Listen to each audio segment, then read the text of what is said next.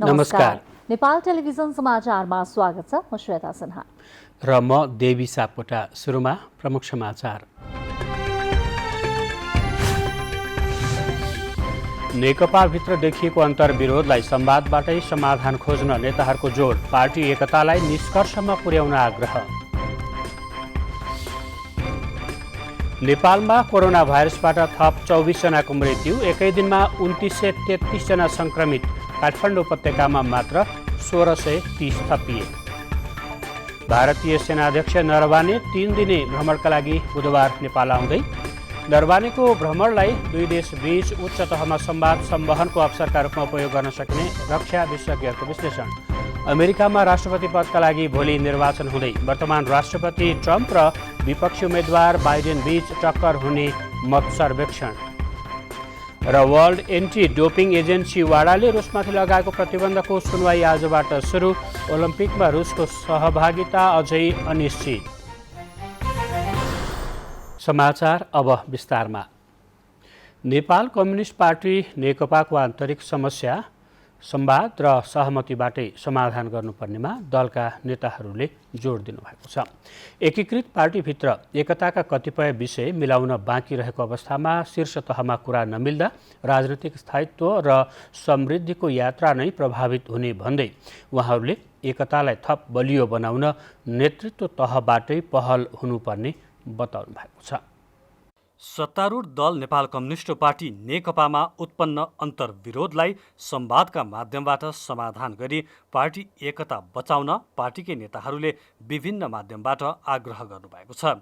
खास गरी असोज अन्तिम साता गरिएको मन्त्री परिषद पुनर्गठनसँगै अध्यक्षद्वय बीचको संवादमा शून्यता आएको थियो। गत शनिबार पार्टी अध्यक्ष एवं प्रधानमन्त्री केपी शर्मा ओली र अर्का अध्यक्ष पुष्पकमल दाहाल प्रचण्ड बीच भएको भेटसँगै अन्तर्विरोधका विषय सतहमा आएको छ। आन्तरिक विवाद बढेदेखि नै त्यसलाई संवाद र सहमतिबाट समाधान गर्न आवश्यक वातावरण बनाउन दुवै अध्यक्ष निकट नेताहरू पार्टीको विभिन्न नेतृत्व तहसँग आपसी छलफल र भेटघाटमा व्यस्त हुनुहुन्छ। यसैबीच पार्टीका नेता एवं उपप्रधानमन्त्री ईश्वर पोखरेलले पार्टी एकतालाई बचाउन आग्रह गर्नुभएको छ। सोमबार ट्विट गर्दै उपप्रधानमन्त्री पोखरेलले एकताका बेला गरिएको सहमति विपरीत पूर्व समूहभित्रको आबद्धताका आधारमा समीकरण बनाएर खेल खेल्न खोज्दा विभाजनको दुर्भाग्य निम्तन लागेको हो भन्नुभएको छ। मन्त्री पोखरेलले त्यस्तो दुर्भाग्य निम्त्याउनेहरूलाई सबैले बेलैमा चिनौँ, खबरदारी गरौँ भनेर ट्विट गर्नुभएको छ। फेरि एकता गर्दा तय गरिएका आधारमा फर्कनु पर्यो। त्यो आधारमा फर्कनु पर्यो, त्यो आधारमा टेक्नु पर्यो, त्यहाँ टेकेर अगाडि बढ्नु पर्यो। यदि सकारात्मक निष्कर्षमा पुर्याउने, दुर्घटना हुनबाट बचाउने हो भने योभन्दा अर्को कुनै विकल्प हुन सक्दैन। यदि प्रधानमन्त्रीलाई छिर्के लगाउने अनेक ढङ्गले त्यो समस्या खडा गर्ने हो भनेदेखि समस्या त झन् बल्झिन्छ, दुःखद परिणाम हुन्छ। यसैगरी नेपाल कम्युनिस्ट पार्टी नेकपाका प्रवक्ता नारायण काजी श्रेष्ठले विवाद समाधानका लागि अध्यक्षद्वयले संवादलाई नै अघि बढाउनु पर्ने बताउनु भएको छ। शनिबार अध्यक्षद्वयबीच भएको छलफलपछि केही सचिवालय सदस्यलाई त्यसबारे जानकारी गराउनु भएका अध्यक्ष प्रचण्डलाई संवादबाटै मतभिन्नतालाई अन्त्य गर्न सुझाव दिएको प्रवक्ता श्रेष्ठले बताउनु भएको छ। हामीले पार्टी एकताको रक्षा गर्न पहलै गर्नुपर्छ, प्रयत्न नै गर्नुपर्छ। त्यसकारणले अध्यक्ष कमरेड प्रचण्डले फेरि एकचोटि अध्यक्ष कमरेड केपी ओलीसँग कुराकानी गर्नुहोस्, बैठक बस्छौँ भनेर बैठक राख्ने नै प्रयत्न गरौँ र बैठक राखेर सबै पाटापक्षमा छलफल गरौँ, खुला ढङ्गले छलफल गरौँ र पार्टी एकताको निम्ति प्रयत्न जारी राखौँ। पार्टी एकता कायम गर्नै पर्छ, त्यसको निम्ति पहल गरौँ भनेर हामीले भनेका हौँ। स्थायी कमिटी बैठकमा लामो समय रहेको आन्तरिक विवाद भदौको पहिलो साता महासचिव विष्णु पौडेल संयोजकत्वको कार्यदलले दिएको प्रतिवेदनको कार्यान्वयनसँगै सहमतिमा पुगेको थियो। तर कार्यदलको प्रतिवेदनलाई आधार मान्दै सहमतिको प्रस्ताव तयार नहुँदै पार्टीभित्र फेरि असमझदारी बढेको छ। एकता महाधिवेशनको तयारीका लागि छलफल गर्न भन्दै कार्तिक 15 गते बस्ने भनिएको केन्द्रीय कमिटीको बैठक पनि 1 महिना पछि सारिएको छ। तत्कालीन नेकपा एमाले र माओवादी केन्द्रबीच भएको पार्टी एकतालाई पूर्णता दिन अझै पनि केही काम बाँकी छ। तर पार्टी एकता र सरकार सञ्चालनलाई प्रभावकारी बनाउँदै लैजाने सहमति भए पनि तिनको कार्यान्वयनमा सहजता नआउँदा सत्तारूढ पार्टीमा समस्या बल्झिने गरेको छ। सुरेन्द्र पौडेल, नेपाल टेलिभिजन समाचार, काठमाडौँ। नेपाली काङ्ग्रेसले पार्टीभित्र देखिएको असमझदारी र पछिल्लो राजनैतिक अवस्थाका बारेमा छलफल सुरु गरेको छ। पार्टी कार्यालय सानेपामा आज बसेको पदाधिकारी सहितका नेताहरूको बैठकमा वरिष्ठ नेता रामचन्द्र पौडेल सहितका 27 केन्द्रीय सदस्यले पेश गरेको 16 बुँदे असहमति, कोभिडको असरबारे छलफल गर्न संसदको विशेष अधिवेशन बोलाउने विषय तथा पछिल्लो राजनैतिक अवस्थाका बारेमा छलफल भएको काङ्ग्रेसका सहमहामन्त्री प्रकाश शरण महतले जानकारी दिनुभयो। उहाँले पदाधिकारी र पूर्व पदाधिकारीको बैठक भोलि पनि बस्ने जानकारी दिनुभएको छ। सभापति देउबा समयमै महाधिवेशन गर्नबाट पछि हट्न खोजेको तथा विधि विधानअनुसार नचलेको भन्दै पौडेल पक्षका केन्द्रीय सदस्यले 16 बुँदे असहमति राख्दै पार्टी कार्यालयमा विरोध पत्र बुझाएका थिए। प्रधानमन्त्री केपी शर्मा ओलीले नेपाल र युरोपेली आयोग EU बीचको सम्बन्ध प्रगाढ बनाउँदै थप नयाँ क्षेत्रमा सहकारी हुने विश्वास व्यक्त गर्नुभएको छ। नेपालका लागि युरोपेली आयोगका नवनियुक्त डेलिगेसन प्रमुख नोना डिप्रेजले आज प्रधानमन्त्री निवास बालुवाटारमा गर्नुभएको शिष्टाचार भेटका क्रममा प्रधानमन्त्री ओलीले नयाँ राजदूतको कार्यकालमा आपसी सम्बन्ध अझ प्रगाढ हुने विश्वास व्यक्त गर्नुभयो। प्रधानमन्त्री ओलीले नेपाल र EU बीच धेरै विषयमा समानता रहेको उल्लेख गर्नुहुँदै EUले कोभिड-19 को रोकथाम र उपचार लगायत विविध विषयमा गर्दै आएको सहयोगका लागि धन्यवाद व्यक्त गर्नुभएको प्रधानमन्त्रीका परराष्ट्र मामिला सल्लाहकार डाक्टर राजन भट्टराईले जानकारी दिनुभयो। युरोपेली युनियनका नवनियुक्त डेलिगेसन प्रमुख डिप्रेजले नेपालमा जलवायु परिवर्तन लगायत क्षेत्रमा आफूहरूले थप सहकार्य गर्न चाहेको र आगामी दिनमा पनि सहयोग निरन्तर रहने बताउनुभयो। प्रधानमन्त्री केपी शर्मा ओलीले ललितपुरको सातो बाटोदेखि गोदावरीसम्मको सडक खण्ड स्तरोन्नतिको कार्य भइरहेको ढिलाइप्रति चासो व्यक्त गर्नुभएको छ। कोभिड-19 लगायत मुआब्जाको समस्या र स्थानीयहरूको अवरोधका कारण सडक स्तरोन्नतिको कार्यमा ढिलाइ भएको भनाई सम्बन्धित निकायको छ। प्रधानमन्त्री केपी शर्मा ओलीले ललितपुर जिल्लाको सातो बाटोदेखि गोदावरी खण्डको सडक स्तर उन्नतिमा भइरहेको ढिलाइप्रति चासो र चिन्ता व्यक्त गर्नुभएको छ। गोदावरी नगरपालिका वडा नम्बर 3 गोदावरीमा निर्माण भइरहेको अन्तर्राष्ट्रिय स्तरको सुविधा सम्पन्न सम्मेलन केन्द्रको अवलोकनको क्रममा प्रधानमन्त्री ओलीले यस्तो चिन्ता व्यक्त गर्नुभएको हो। काठमाडौँको एउटा ठुलो खाँचो पुरा गर्छ, बाटो भत्किएको रहेछ, त्यसलाई अलिक छिटो सकेसम्म छिटो तयार गर्नुपर्छ। प्रधानमन्त्री ओली यही बिग्रिएको सडक हुँदै गोदावरी पुग्नु भएको थियो।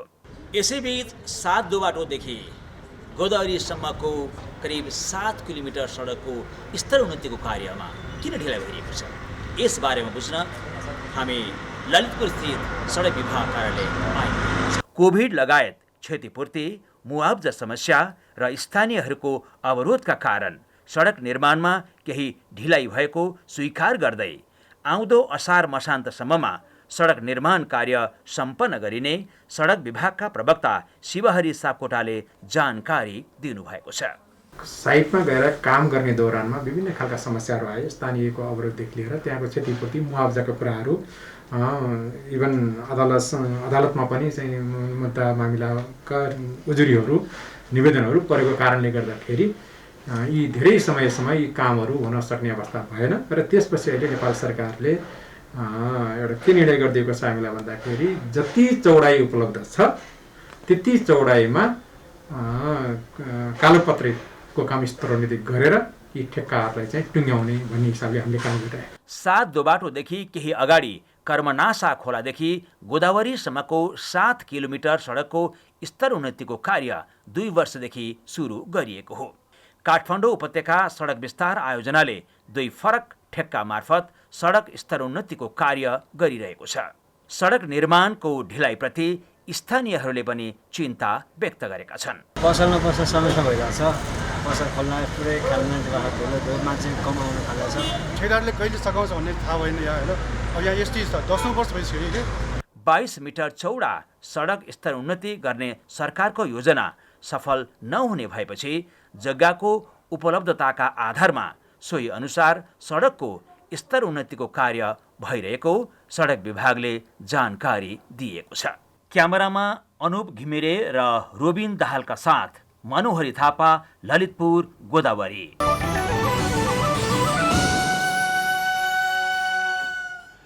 विश्रामपछि समाचारमा स्वागत छ। विगत 24 घण्टामा नेपालमा कोरोना भाइरसका कारण थप 24 जनाको मृत्यु भएसँगै हालसम्म कोरोना संक्रमण भएर मृत्यु हुनेको सङ्ख्या 984 पुगेको छ।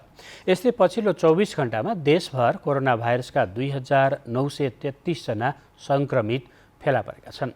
यी सङ्क्रमितमध्ये आधाभन्दा बढी 1630 जना सङ्क्रमित काठमाडौँ उपत्यकाका मात्र रहेका छन्। स्वास्थ्य तथा जनसङ्ख्या मन्त्रालयले सार्वजनिक गरेको कोभिड-19 सम्बन्धी अद्यावधिक विवरण अनुसार पछिल्लो 24 घण्टामा 2933 जनामा सङ्क्रमण पुष्टि भएको छ। थपिएका सङ्क्रमितसँगै नेपालमा कुल सङ्क्रमित 1,76,500 जना पुगेको छ।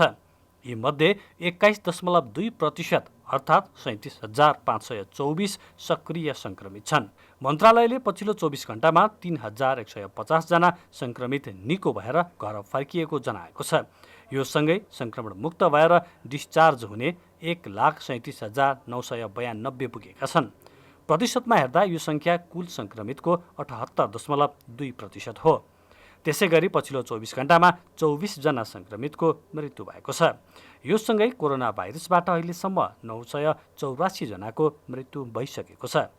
पछिल्लो पटक काठमाडौँमा 1329, ललितपुरमा 193 र भक्तपुरमा 108 सहित काठमाडौँ उपत्यकामा एकै दिन 1630 जना सङ्क्रमित थपिएका छन्।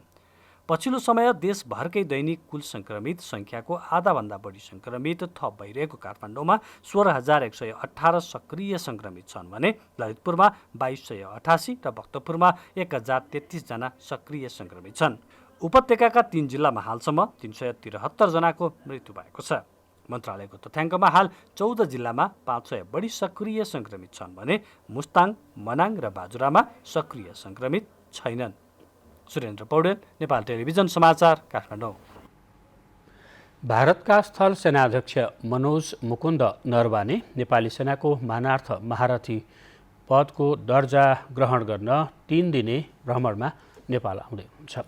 नेपालले अद्यावधिक नक्सा जारी गरेपछिको अवस्थामा हुन लागेको सेनाध्यक्ष नरवानेको भ्रमणलाई दुई देशबीच उच्च तहमा संवाद संवहनको अवसरका रूपमा समेत उपयोग गर्न सकिने रक्षा विशेषज्ञहरूको विश्लेषण छ।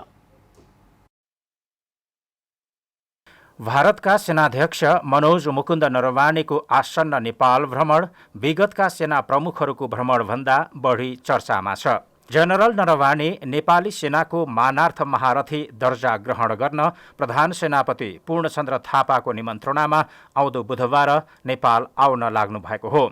दुई देशबीच मानार्थ महारथीको दर्जा प्रदान गर्ने पुरानो परम्परा हो। भारतका तत्कालीन सेनाध्यक्ष जनरल करियप्पाले करिब 70 वर्ष अघि पहिलो पटक नेपाली सेनाको मानार्थ महारथी दर्जा लिएको इतिहास छ। यो परम्परा सन् 1950बाट सुरु भएको हामीले हाम्रो सैनिक अभिलेखबाट प्राप्त गर्न सक्दछौँ। यो भ्रमणलाई हामीले मुख्य रूपमा नेपाली सेना र भारतीय सेनाबीच परम्परागत रूपमा रहिआएको एक प्रचलनको एउटा परम्पराको निरन्तरताको रूपमा लिएका छौँ भने यस भ्रमणबाट दुई सेनाको बीचमा सम्बन्ध थप सुदृढीकरण हुने त सँगसँगै छ, यसको साथसाथै दुई देशका बीचको सम्बन्ध पनि यसबाट सुदृढ हुने हामीले आशा लिएका छौँ। इतिहास पुरानो भए पनि नेपाल र भारतबीच अहिले सुल्झाउनु पर्ने नयाँ विषयहरू छन्। यसैबेला जनरल नरवानेको भ्रमण हुँदैछ। त्यसैले पनि यो भ्रमणले विगतको भन्दा बढी चर्चा पाएको हो। नेपालले लिम्पियाधुरा, लिपुलेख र कालापानी सहितको अद्यावधिक नक्सा जारी गरेपछि दुई देशबीच उच्च तहमा संवाद हुन सकेको छैन। नेपालले संवादका लागि आवश्यक पहल र सबै प्रमाण जुटाएर बसेको छ। नक्सा जारी भएपछि आएको जनरल नरवानेको अभिव्यक्तिले पनि आसन्न भ्रमणले धेरैको ध्यान खिचेको हो। तर कूटनीतिमा तत्कालको अभिव्यक्ति भन्दा शान्त संवादको महत्त्व रहन्छ। त्यसैले पनि यो भ्रमणलाई दुवै देशले सरकार प्रमुखहरू बीचको सन्देश संवहनको अवसरका रूपमा समेत उपयोग गर्न सक्ने अवस्था छ। किनकि प्रधानमन्त्री केपी शर्मा ओली स्वयंले रक्षा मन्त्रालयको जिम्मेवारी सम्हाल्नु भएको छ। भ्रमणका अवसरमा जनरल नरवानेले रक्षा मन्त्री समेत रहनुभएका प्रधानमन्त्रीसँग पनि औपचारिक भेटवार्ता गर्नुहुने कार्यक्रम छ। त्यसैले यो भेटमा दुई देशका प्रधानमन्त्री बीचको सन्देशको संवहन पक्कै हुनेछ। विश्वमा रक्षा कूटनीतिको उपयोग शीत युद्धको उत्तरार्धबाटै भएको हो।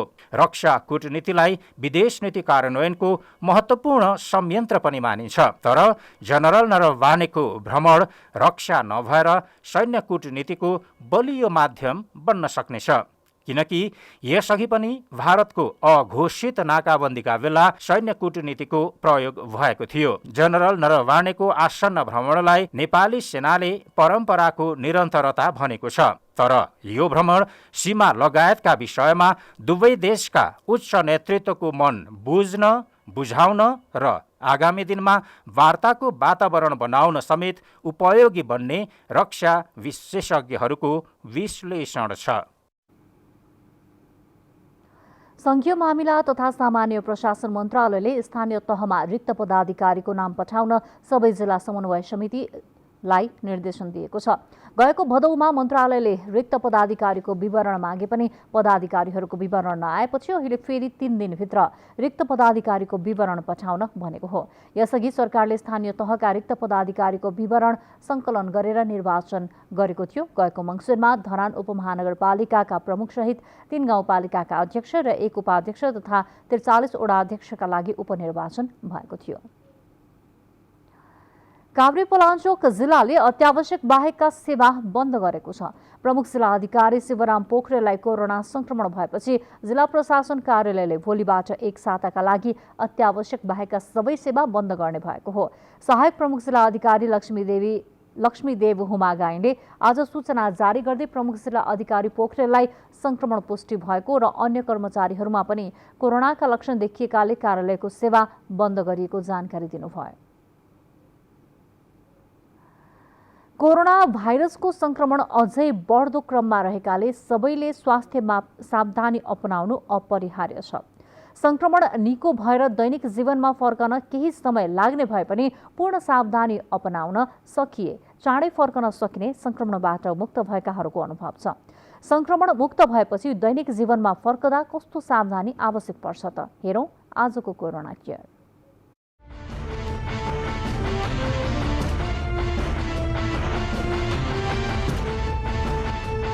कोरोना भाइरसको संक्रमण भएपछि त्यसबाट मुक्त हुन कम्तीमा 14 दिन आइसोलेसनमा बस्नुपर्ने सुझाव विज्ञहरूले दिँदै आएका छन्। आइसोलेसनमा बस्दा स्वास्थ्य मापदण्डको पूर्ण पालना गरे अरू व्यक्तिलाई संक्रमण सर्न सक्दैन। एकपटक कोरोना संक्रमणबाट मुक्त भएपछि पनि सावधानी भने आवश्यक पर्ने हुन्छ। सरकारले निर्धारण गरेका स्वास्थ्य मापदण्डको पूर्ण पालना गरेर नियमित काममा फर्कँदा कुनै समस्या नआउने गरेको संक्रमणबाट मुक्त भएकाहरूको अनुभव छ। कोरोना मुक्त भएपछि सधैँ जस्तै हो, अब अलिकति केयरफुल हुनु पर्यो हैन, मास्क लगाउने, अब एज युजुअल खानासाना खानेदेखि लिएर हैन अलिकति ब्यालेन्स डाइटहरू, त्यसपछि अब भिडभाडमा कम हिँड्ने सकेसम्म। संक्रमण निको भएपछि पनि केही समय घरमै बसेर बिस्तारै बाहिरी काममा सक्रिय हुन सकिने संक्रमणबाट मुक्त भएकाहरूको अनुभव छ। बाहिरी काममा जाँदा सुरुका दिनमा केही डर र त्रास भए पनि बिस्तारै कम हुँदै जाने र त्यस्तो डर कम हुने उनीहरूको भनाइ छ। डाइरेक्ट निमोनिया भनेको फोक्सो बिगार्ने हो। फोक्सो बिगार्दाखेरिको जुन कम्प्लिकेसनहरू देखा पर्छ त्यो हो सबभन्दा डरलाग्दो कुरो। अरू नर्मली सामान्य कुराहरू त देखा परिरहेको छ, अरू पनि भाइरल डिजिज, तर यसको एकदमै नराम्रो असर भनेको निमोनिया गराउने हो। निमोनियाबाट मनमा मान्छेको कुराहरू खेल्छ। भोलि निमोनिया भइहाल्यो कि निमोनिया भए पनि यो निमोनिया ठिक हुने हो कि होइन हैन, त्यो डर त्रासले गर्दाखेरि मान्छेको सबभन्दा अवस्था बिग्रिँदै जान्छ। विगतमा कोरोना भाइरसका संक्रमितहरूलाई समाजबाट राम्रो व्यवहार नहुने गरेको गुनासो आउने गरेको थियो, तर पछिल्ला दिनमा संक्रमितहरू बढ्दै गएको र निको हुनेको संख्या पनि उल्लेख्य हुँदै गएको अवस्थामा समाजबाट हुने व्यवहारमा पनि परिवर्तन आएको छ। संक्रमणबाट मुक्त भएकाहरूले अहिले समाजबाट राम्रो व्यवहार पाउन थालेका छन्। चुनौती त्यस्तो छैन सर हैन, अब त्यस्तो चुनौती सामना गर्नु परेन। अब मान्छेहरूले पहिलेभन्दा धेरै अब बुझ्ने भइसकेका छन्। अब कोरोनाको संक्रमित भयो भन्दाखेरि पनि त्यस्तो पहिला भए त्यस्तो अलिकति व्यवहारमा परिवर्तन हुन्थ्यो होला, तर अहिले चाहिँ सबैले प्रायले जनचेतना नै फैलिसक्यो, त्यस्तो छैन अहिले चाहिँ। संक्रमणबाट मुक्त भएकाहरूको दैनिक जीवनमा कुनै असर पर्ने गरेको छैन। मनमा सामान्य कुरा खेले पनि संक्रमण हुनलाई सामान्य रूपमा लिएर काम गर्दा सजिलो हुने गरेको संक्रमणबाट मुक्त भएकाहरूको भनाइ छ। सेनिटाइजर प्रयोग गर्ने, मास्क लगाउने, हैन, भौतिक दूरी कायम गर्ने, खानपिनमा ध्यान दिने, एक्सर्साइजहरू गर्ने। अब दैनिक जीवनमा खासै त्यस्तो अप्ठ्यारो परिस्थिति त परिरहेको छैन, तैपनि मनमा यसो डरहरू मनमा खेलिरहेको छ, हैन। हामीले जसरी चाहिँ पहिला सुरुमा पोजिटिभ देख्यो, अहिले त म सुरुमा देखा परेको थिएँ, अहिले त कति हाम्रा धेरै साथीहरू देखा परिरहेको छ। अब त्यसले गर्दाखेरि पनि अब रिस्क फ्याक्टर त छँदैछ हाम्रो यहाँ काम गराएको कार्यक्षेत्रमा। त्यसको बावजुद पनि हामीले आफ्नो सावधानी अपनाउनु, अब आफ्नो जिम्मेवारीहरू कामहरू गर्ने। कोरोना भाइरसको संक्रमण जोसुकै व्यक्तिलाई जति बेला पनि हुन सक्छ। यो अवस्थामा सावधानी अपनाएर काम गर्दा संक्रमणबाट बच्न सकिन्छ। संक्रमण भइहाल्छ कि भनेर आत्तिने भन्दा पनि सावधानी अपनाएर आफ्ना विगतका आनी बानीमा परिवर्तन गर्दै लैजान सकिए संक्रमणबाट बच्न सकिनेछ। आइसोलेसनमा बस्दाखेरि त अलिकति त केयरफुल हुनै पर्छ हामी, हैन। अब त्यही घर बाहिर ननिस्किने, घर बाहिर ननिस्किने भन्दा पनि अब भिडमा नजाने, अलि हुलमुलमा। घर बाहिर त अब अलिअलि, हैन, मास्क आउँदाखेरि अब निस्किँदाखेरि मास्क लाउनु पर्यो है। अब दूरी कायम गर्ने भनौँ न, हुलमुलमा अब धेरै बेर गफसफ गरेर नबस्ने, जथाभावी भिडभाडमा नजाने, यी कुराहरू हामीले अब केही दिन नियन्त्रण नहुन्जेलसम्मको लागि हामीले चाहिँ सर्वसाधारणदेखि लिएर समुदायलाई, हैन, आफ्ना साथीभाइलाई चाहिँ त्यो चाहिँ एकदमै मेन्टेन गर्दै राख्नुपर्ने हुन्छ। त्यसकारण चाहिँ हामीले सावधानी अपनाउनुपर्छ, नभए यो त अब भन्न सकिँदैन, यो भ्यावा पनि स्थिति आउन सक्छ, यसबाट घट्न पनि सक्छ। स्वास्थ्य मापदण्डको पूर्ण पालना गर्न सके कोरोना भाइरसको संक्रमण हुँदैन। केही गरी संक्रमण भइहालेमा हताश मनस्थिति बनाउँदा मनोबल झन कमजोर हुन सक्छ। यो सँगै परिवार र समाजबाट सकारात्मक दृष्टिकोण राखेर संक्रमितको मनोबल उच्च बनाउन सके संक्रमणबाट चाँडो मुक्त हुने मात्र होइन, संक्रमितलाई दैनिक जीवनमा फर्कन पनि सहज हुनेछ।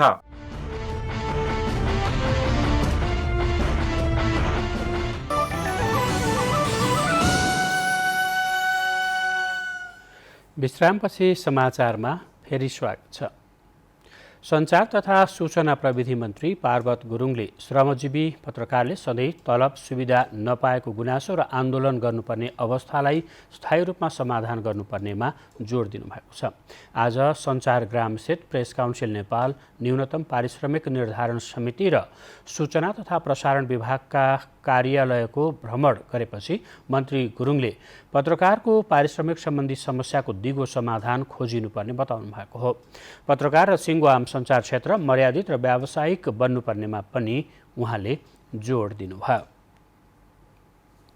उद्योग, वाणिज्य तथा आपूर्ति मन्त्री लेखराज भट्टले आउँदो आर्थिक वर्षको सुरुमै बजेट विनियोजन गरेर कैलालीको हरैयामा विशेष आर्थिक क्षेत्र निर्माणको काम अघि बढाइने बताउनु भएको छ। प्राविधिक टोलीसहित हरैयाको स्थलगत अवलोकन गरेपछि मन्त्री भट्टले हरैयामा विशेष आर्थिक क्षेत्र निर्माण गर्ने सम्बन्धमा विस्तृत परियोजना प्रतिवेदन तयारीको काम भइरहेको जानकारी दिनुभयो। औद्योगिक स्तरको अध्ययन अवलोकनका क्रममा मन्त्री भट्ट सहितको प्राविधिक टोलीले गोदावरी नगरपालिकामा रहेको हरैयाको विशेष आर्थिक क्षेत्रको स्थलगत अनुगमन गरेको हो। अब हामी शिलान्यास गर्न नै आउँछौँ। यो फागुनतिर सम्म तान्न सकियो भने आउने आर्थिक वर्षको बजेटमा नीति कार्यक्रममा त छँदैछ, यो बजेट नै गरेर आउने आर्थिक वर्षको सुरुवातमै यसको शिलान्यास गरेर कार्यान्वयनमा जाने भन्ने हो। हिउँद लागेसँगै पर्साको ठोरी गाउँपालिकामा खानेपानीको अभाव बढ्दै गएको छ। सरकारी वितरण प्रणालीबाट पानी उपलब्ध उनीहरू लामो समयदेखि शुद्ध पिउने पानीको सुविधाबाट वञ्चित भएका छन्। सरकारी प्रणालीबाट नियमित पानी उपलब्ध नहुँदा गाउँपालिकाको वडा नम्बर 3 र 4 का बासिन्दाले स्थानीयहरू खोला र कुवाको पानीको भर पर्नु परेको गुनासो गरेका छन्। गाउँबाट 1 किलोमिटर टाढा रहेको वडा नम्बर 3 मा 2 वटा बोरिङ रहेको र पिउने पानी ती बोरिङबाट ल्याउने गरेको उनीहरूले बताएका छन्। खाना बनाउने, सरसफाई गर्ने र वस्तु भाउहरूका लागि कुवा र कुलोको पानीको भर पर्नु परेकाले खानेपानीको उचित बन्दोबस्त गरिदिन स्थानीयले सरकारसँग माग गरेका छन्। बुलेटिनमा प्रमुख समाचार पुनः एकपटक।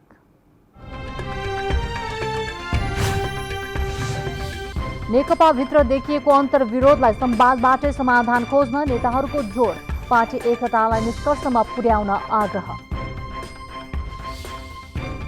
नेपालमा कोरोना भाइरसबाट थप 24 जनाको मृत्यु, एकै दिनमा 2933 जना संक्रमित। काठमाडौँ उपत्यकामा मात्रै 1630 जना थपिए। भारतीय सेनाध्यक्ष नरवाने 3 दिने भ्रमणका लागि बुधबार नेपाल आउँदै, भ्रमणलाई दुई देशबीच उच्च तहमा संवाद संवहनको अवसरका रूपमा उपयोग गर्न सकिने रक्षा विशेषज्ञहरूको भनाइ। अमेरिकामा राष्ट्रपति पदका लागि भोलि निर्वाचन हुँदै वर्तमान राष्ट्रपति ट्रम्प र विपक्षी उम्मेद्वार बाइडेन बीच टक्कर हुने मत सर्वेक्षण। र वर्ल्ड एन्टी डोपिङ एजेन्सी वाडाले रुसमाथि लगाएको प्रतिबन्धको सुनवाई आजबाट सुरु, ओलम्पिकमा रुसको सहभागिता अझै अनिश्चित। पाल्पाको माथागढी गाउँपालिकाले स्वास्थ्य संस्थामा सुत्केरी भएका महिलाका लागि पोषणयुक्त खाद्यान्न र प्रोत्साहन भत्ता वितरण गरेको छ। पालिकाले गत आर्थिक वर्षमा 165 जनालाई प्रोत्साहन रकम वितरण गरेकोमा यस वर्ष पहिलो पटक चिरीपानी स्वास्थ्य चौकीमा सुत्केरी भएका 37 जना महिलाका लागि पोषण र प्रोत्साहन रकम हस्तान्तरण गरेको हो। अब आर्थिक समाचार।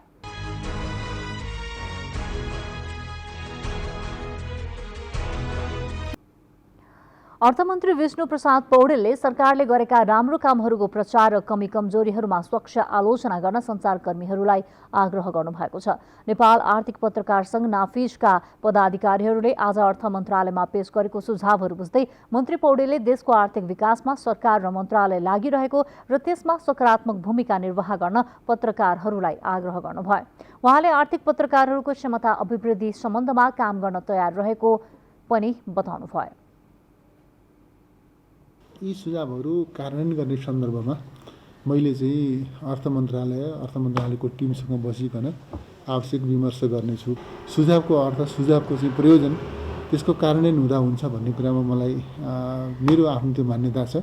त्यसकारणले यी सुझावहरू कार्यान्वयन गर्न के कसरी सकिन्छ भन्ने विषयमा मेरो ध्यान जानेछ। त्यस अवसरमा नाफिजका केन्द्रीय अध्यक्ष सीताराम भट्टराईले देशको सञ्चार क्षेत्र र अर्थतन्त्रमा मन्त्रालय र मन्त्रीले गर्नुपर्ने कामहरूको सुझाव दिएको बताउँदै त्यसको कार्यान्वयन हुनेमा आशावादी रहेको बताउनुभयो। त्यसबखत सङ्घले सञ्चार क्षेत्रका बारेमा 4 र अर्थतन्त्र सम्बन्धी 15वटा विभिन्न विषयगत सुझाव मन्त्री पौडेल समक्ष पेश गरेको थियो। नेपाल उद्योग वाणिज्य महासङ्घको आसन्न नयाँ कार्यसमितिको निर्वाचनमा किशोर कुमार प्रधानले वरिष्ठ उपाध्यक्षमा मनोनयन दर्ता गराउनु भएको छ। सो समूहबाट जिल्ला नगर उपाध्यक्षमा दिनेश श्रेष्ठ, वस्तुगत उपाध्यक्षमा अञ्जन श्रेष्ठ र एसोसिएट उपाध्यक्षमा सौरभ ज्योतिले मनोनयन दर्ता गराउनु भएको छ। नेपाल उद्योग वाणिज्य महासङ्घको सचिवालयमा निर्वाचन समिति समक्ष प्रधान समूहले मनोनयन दर्ता गराएको हो। यसअघि वरिष्ठ उपाध्यक्षका अर्का उम्मेद्वार वर्तमान उपाध्यक्ष चन्द्र ढकालले पनि प्यानल सहित आफ्नो मनोनयन दर्ता गराइसक्नु भएको छ।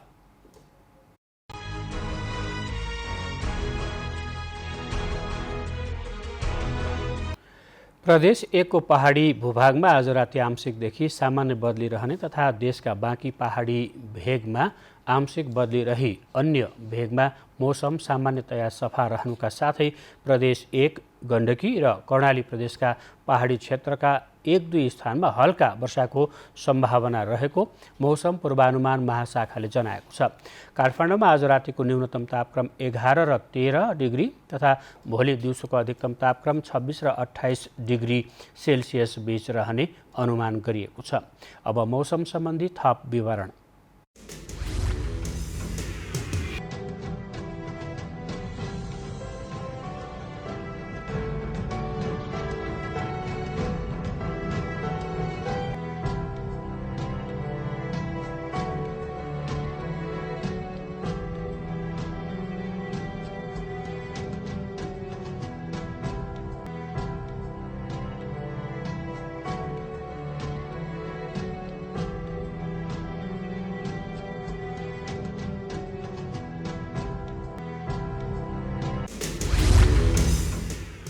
बुलेटिनको अन्त्यमा प्रमुख समाचार फेरि एकपटक।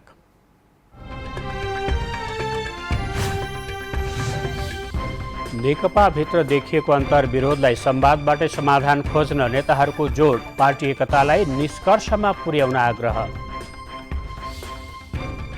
नेपालमा कोरोना भाइरसबाट थप 24 जनाको मृत्यु, एकै दिन 2933 जना संक्रमित, काठमाडौँ उपत्यकामा मात्र 1630 थपिए। भारतीय सेनाध्यक्ष नरवाने 3 दिने भ्रमणका लागि बुधबार नेपाल आउँदै, भ्रमणलाई दुई देशबीच उच्च तहमा संवाद संवहनको अवसरका रूपमा उपयोग गर्नुपर्नेमा जोड। अमेरिकामा राष्ट्रपति पदका लागि भोलि निर्वाचन हुँदै, वर्तमान राष्ट्रपति ट्रम्प र विपक्षी उम्मेद्वार बाइडेन बीच टक्कर हुने मत सर्वेक्षण। र वर्ल्ड एन्टी डोपिङ एजेन्सी वाडाले रुसमाथि लगाएको प्रतिबन्धको सुनवाई आजबाट सुरु, ओलम्पिकमा रुसको सहभागिता अझै अनिश्चित। समाचारको सिलसिला अहिलेलाई यति नै, बिदा दिनुहोस्। नमस्कार।